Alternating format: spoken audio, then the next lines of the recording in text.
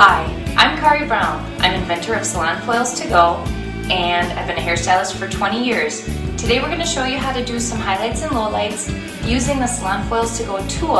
Also, I'm going to show you some styling techniques using the same tool on Brenda's hair. We are going to do lots of blonde highlights and a few brown lowlights and a little dark underneath.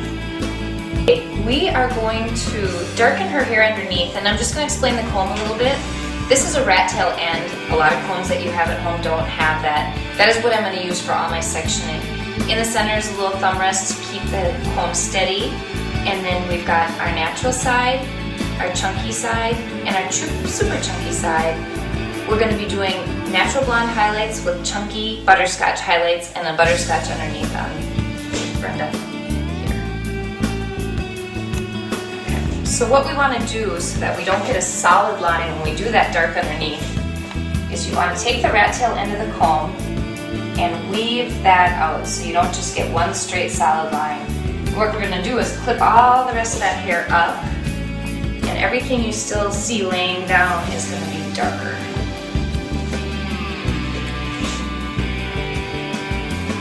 See how she has a zigzag pattern going through the hair. So we're going to take the color bottle and darken all that now, and then we'll show you some more when we move on to the highlights up top.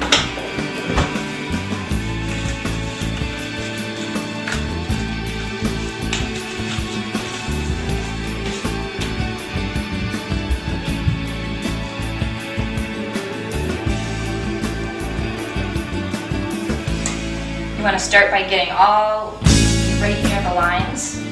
And then you can take smaller subsections. We're working with Redken Shades EQ, which is a liquid color and very, very easy to use. Per bang section, you can start wherever you want. I like to start here and then move on to the part. So, to go along with the shadowing underneath of her hair, I'm just going to do a very, very fine section of dark bang make her highlights in front stand out. Now the rat tail end also is used in the foiling process when applying the foil to the head. So you just take the first inch of foil, wrap it along the rat tail end of the comb, and then you can lift and tuck that underneath there so that the foil gets nice and close to the scalp. You want to make sure you don't apply the color too close to the top of the foil or it will bleed up and get onto hair that you don't want it on. But one thing to keep in mind is to always take very thin sections. It'll make your life so much easier. In the next section we're going to be taking blonde and brown piece, so we're going to move back into the hair and take another thin subsection, again about 1/4 to 1/8 of an inch, depending upon the density of the hair you're working with. And we're going to pick up the blonde ones first, so we're going to use the natural side of the comb. And we'll pick those up, and we'll clip those right out of the way. And then we're going to take that same section of hair, and the chunky side now, because we want those brown ones to be really defined, and we are going to pick up the brown. Again, using the rat tail end of the comb, fold that foil over. And as you can see, the hair doesn't fill every notch of the comb, and that's okay. It doesn't have to. Just pick up the pieces that are caught, and that's all you need to do. I'm going to let this blonde section down.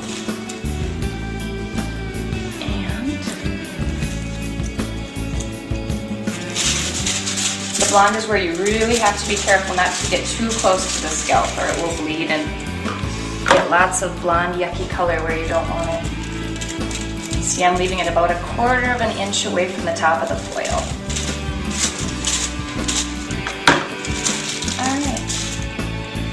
Brenda wears a side part, so we're going to move to the side here and do the same thing we just did in her bangs, picking up sections, doing blonde and brown. Blonde with the natural side and brown with the chunky side. Now I want these brown ones to be a little bit more prominent, so I'm going to do that first with the chunky side. I'll clip the brown ones out of the way. And then we're going to pick up that same section again blonde.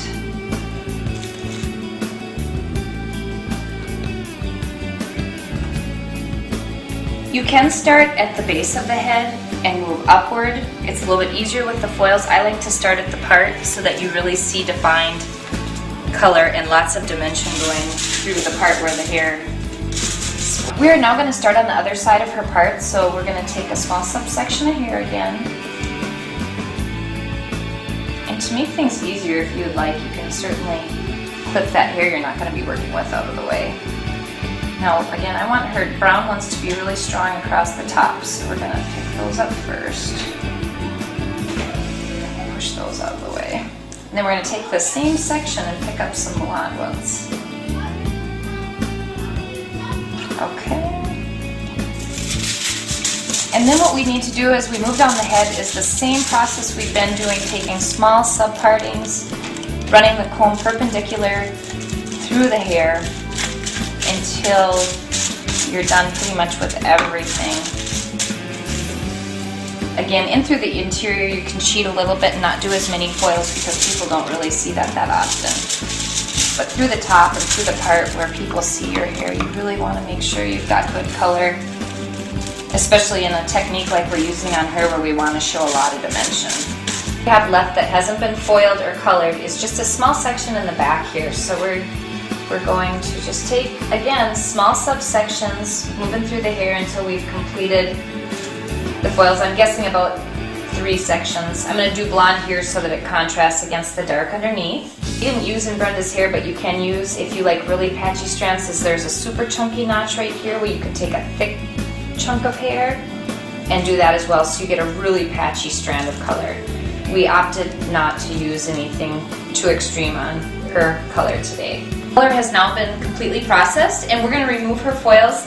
And because I just fold the foils in half, all you really have to do is just pull them right out of there. You don't really need to worry if the hair falls on top of each other with the different colors because you're going to be shampooing it here in just a minute. So just get the foils out as quickly as you can, and then you're ready to shampoo. Pulling the foils, we've shampooed and blow dried her hair, and as you can see, she's got nice toffee foils and a lot of blonde light pieces through her hair as well. And then we've got the darker color underneath. Now, one other thing I want to show you how you can go from just having a plain straightened style to having a more full style with using this comb. So we're just going to kind of comb through her hair. And again, styles are cyclical, and they've started using back combing and ratting again. Now, this natural side of this comb works very well as a back combing tool. So just go in.